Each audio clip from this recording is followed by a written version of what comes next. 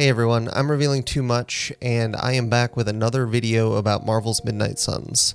And today the topic is exploration and the Abbey.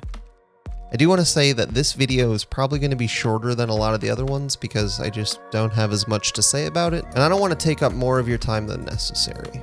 If you want more of my thoughts about Marvel's Midnight Suns, make sure you check out the playlist where I have a bunch of other videos. I have done already in Marvel's Midnight Suns a lot of exploring around the Abbey, and I would give it a rating so far of mostly good, but maybe not entirely necessary. So let me explain what I mean.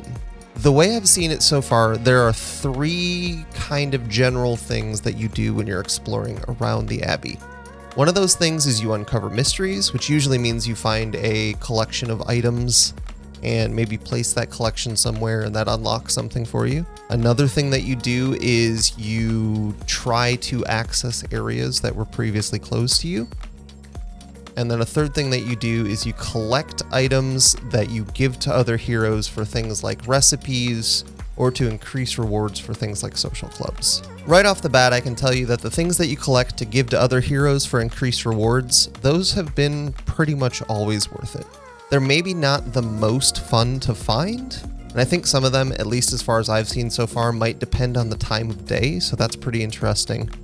But the increased rewards are actually really quite good, so I'm glad that I've done that. The collections and the mysteries can be a little bit dependent. On the one hand, unlocking more areas in the Abbey is a good thing, and it leads to new combat scenarios that otherwise wouldn't happen, and it leads to helping you uncover more mysteries and things like that. But some of the mysteries so far that I've discovered essentially just lead to another arcane chest that I can unlock. Which, if you're in the game for cosmetics and things like that, that's great. If you're looking for a way to make your hero more powerful, then maybe you've spent some time on something that actually didn't make your hero more powerful at all. In general, Midnight Suns is the kind of game where if you approach a wall or another type of barrier that you can't get past, the game doesn't necessarily give you all of the hints that you might need about whether you have the ability to get past that barrier at that moment. There have been a few times where I thought I couldn't progress on exploration, and it turned out I just wasn't understanding something correctly. If you like mysteries like that, if you like discovering stuff like that by yourself, I think you might have a good time with exploration. If you'd rather be guided along the way, I think that it could be a little bit confusing.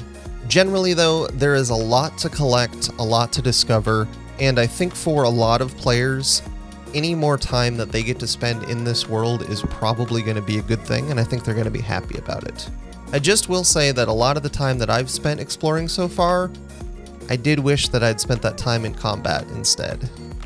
But, like I've mentioned in other videos, I really enjoy the combat. It's my favorite part of the game.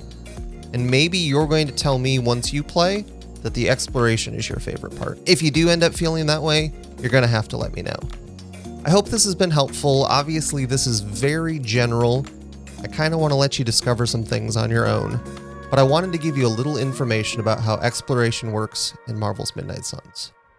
Thank you so much for watching.